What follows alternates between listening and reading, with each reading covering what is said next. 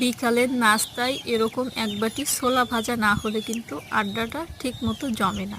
আর তাও যদি হয় ঘরোয়া পদ্ধতিতে স্বাস্থ্যকরভাবে কম মশলায় ছোলা রান্না, তাহলে তো কোনো কথাই নেই। তা চলুন শুরু করি। বন্ধুরা, মাটির চুলায় আজ ছোলা রান্না করব। এই যে সকালে ভিজিয়ে রাখছিলাম ছোলাটা, প্রায় 7-8 ঘন্টা হবে। এখন ছোলাটাকে পরিষ্কার পানি দিয়ে ভালো করে ধুয়ে নিয়েছি। এখন এটাকে সিদ্ধ করতে দিব। মাটির চুলায় একটা কড়াই বসিয়ে দিয়েছি। এখন এই ছোলাগুলোকে দিব সিদ্ধ করতে। এই যে দিয়ে দিলাম। এখন এর ভিতরে সামান্য একটু লবণ দিব, যাতে ছোলাগুলো ভালোভাবে সিদ্ধ হয় এবং লবণটাও ভেতরে ঢুকে যায়। বেশি না, অল্প একটু লবণ দেব। এই যে লবণটুকু দিয়ে দিচ্ছি। দিয়ে এখন এই ছোলাগুলোকে ভালোভাবে সেদ্ধ করে নিব। এই যে দেখতে পাচ্ছেন আমার ছোলাগুলো কিন্তু সেদ্ধ করা শেষ। এখন আমি একটু হাত দিয়ে চেপে দেখব যে ঠিকভাবে হয়েছে কিনা। এই যে দেখুন, হাত দিয়ে চাপ দিলে কিন্তু ভেঙে যাচ্ছে। একদম ঠিকভাবে সেদ্ধ হয়ে গেছে। এখন আমি এই ছোলাগুলোকে ভালোভাবে রান্না করে নিব।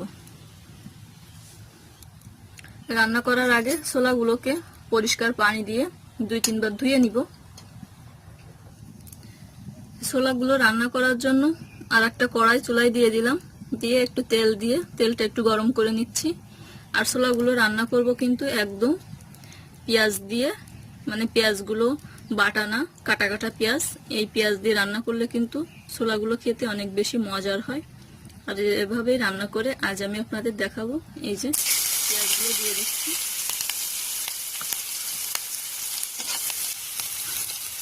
সামান্য একটু লবণ দিয়ে দিচ্ছি, যেহেতু আগেও লবণ দিয়ে ছোলাটা সিদ্ধ করা হয়েছিল। আর সামান্য একটু হলুদ দিয়ে দিব। এই যে হলুদটাও দিয়ে দিচ্ছি। এখন এটাকে ভালোভাবে একটু ভেজে নিচ্ছি। একটু বাদামি করে ভেজে নিলাম। এবার এর ভিতরে সেদ্ধ করে রাখা ছোলাগুলো দিয়ে দিচ্ছি। ভালোভাবে নেড়ে চেড়ে রান্না করে নেব।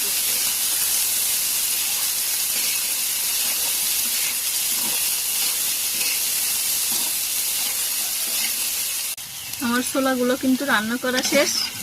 দেখতেই পাচ্ছেন কতটা লোভনীয় লাগছে। এখন এটাকে নামিয়ে আপনাদের দেখাবো। তো চলুন নামাই। ছোলাগুলো নামিয়ে নিলাম। দেখুন ঠিক কতটা লোভনীয় হয়েছে। আর এরকম করে ছোলা ভাজা খাইতে কিন্তু অনেক বেশি মজার। যারা এরকম করে ভেজে খান নাই, অবশ্যই একবার হলো ট্রাই করে দেখবেন।